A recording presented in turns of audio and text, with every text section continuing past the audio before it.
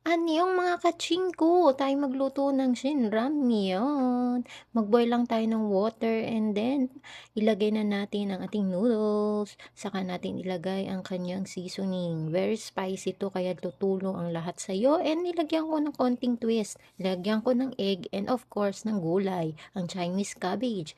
Of course, overload na overload ang ating ramyeon. Nilagyan ko ng minced pork and of course may fishball siya kaya busog na busog at solve na solve ang aking lunch.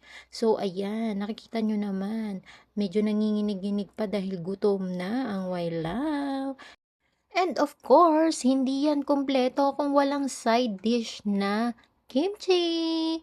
And syempre, coffee is life tayo. Kahit masabaw ang ating pagkain, kailangan may coffee tayo kahit isang beses lang sa isang araw. Ani bogo kachingku.